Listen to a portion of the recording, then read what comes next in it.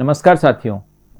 आज के एपिसोड में हम इस बात की चर्चा करेंगे कि राम के निर्मल यश का वर्णन उन लोगों से कैसे होगा जो राम के प्रति मन में मैल रखते हैं।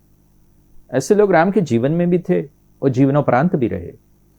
कुछ ऐसा हुआ कि भारत को उत्तर से दक्षिण एकता और बंधुत्व के सूत्रों में बांधने वाले राम उन लोगों की आंखों को खटकते ही रहे जिनका अपना एजेंडा भारत के खिलाफ चलना ही चलना था। सो राम की कीर्ति से जले हुए लोग उन पर लिखने का छद्म पाल कर भी करते राम की अवमानना ही रहे।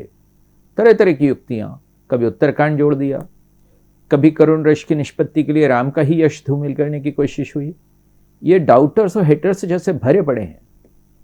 मैंने अपने बचपन में दिल्ली से निकलने वाली पत्रिकाओं में राम पर कीचड़ उछालते लोगों को देखा, जो राम का अंतर्द्वंद कविता लिखकर राम के चरित्र को ही लांछित करने की कोशिश कर रहे थे। वैसे ही रामोपरांत इस देश के बचपन में भी इस आदमी के आईने की तरह साफ चेहरे और चरित्र को कलंकित करने की एक उपधारा चलती रही। शायद इस सुयश के साथ अनिवार्य ही होता है कि उस पर आक्षेप और आरोप लगाकर ही लोग अपनी मौलिकता सिद्ध कर पाते हैं। जो पुरुषोत्तम था उस पर लोग अपने मन का घटियापन उड़ाते रहे। जिस राम ने उत्तर दक्षिण एक की है, उस राम को ही लेकर अब उत्तर दक्षिण डिवाइड पैदा करने की कोशिश औपनिवेशिक लेखक, वामपंथी लेखक, जातिवादी और क्षेत्रवादी लेखक करते रहे।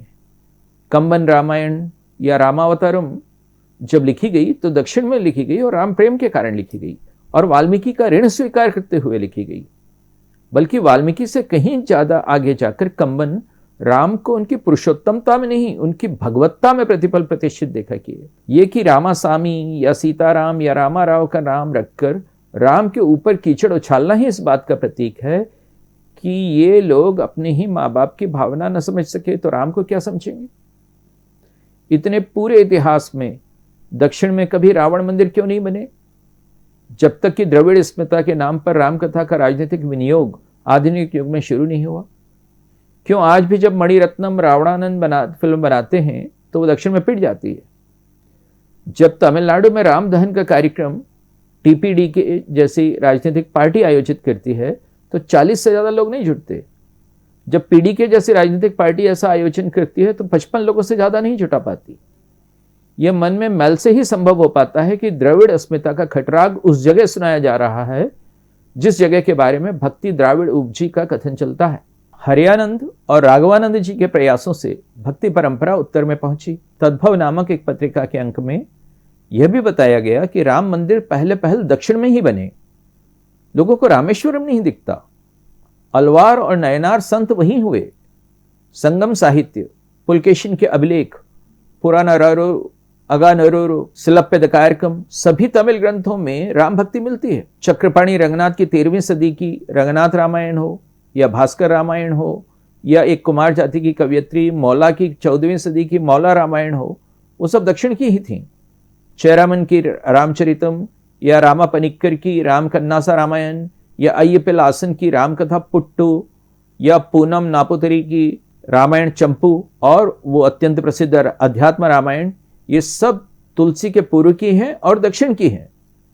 नागचंद्र पंपा रामायण या रामचंद्र चरित पुराण तुलसी से 400-500 साल पहले लिखी गई थी। अब जिनके मन में मैल है, चाहे किसी भी कारण से हो, साम्राज्यवादी कारणों से, भारत की अखंडता के विरुद्ध साजिशी कारणों से या विचारधारात्मक कारणों से, उनका वह मैल ही उनका बाधक है। विचारधारात्मक आग्रह भी मन के दर्पण पर जम गई धूल ही है। शुद्ध चेतना से ही राम के यश का सार पकड़ा जा सकता है। शुद्ध मन में ही वो पावन संभावना, वो प्योर पोटेंशियलिटी है। जिनके मन में किसी तरह का हिडन एजेंडा है, जिनके मन में कुछ अल्टीरियर मोटिव्स हैं, वे राम के विमल यश को प्राप्त कैसे करेंगे। यदि मन के दर्पण में सुधार नहीं हुआ है तो राम की विमल कीर्ति की अभिव्यक्ति होगी ही कैसे। मन का दर्पण टुकड़े टुकड़े हो गया हो तो राम नहीं, टुकड़े टुकड़े गैंग का एजेंडा चलाने की कोशिश होगी। भक्ति तो हृदय की धारा थी, लेकिन विचारधारा ने उसे प्रतिस्थापित करना चाहा और जितना असफल होते गए उतना उनका राम के विरुद्ध दुराग्रह बढ़ता गया।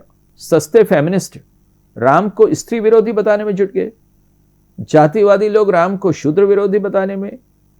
जिन राम को वाल्मीकि ने विग्रहवान धर्म कहा था, प्रतिद्वंदी धर्म, कहीं कि पंथ या मजहब, उन्हीं राम की निंदा में लग गए। विचारधारा को लुई अल्थुसर ने इसीलिए चेतना की अनुपस्थिति कहा था। उन्होंने कहा था कि ideology has very little to do with consciousness, it is profoundly unconscious. तो जो लोग गले गले तक कीचड़ में डूबे हुए हैं, वे लोग अब राम पर कीचड़ उछालने चले हैं। प्रणाम।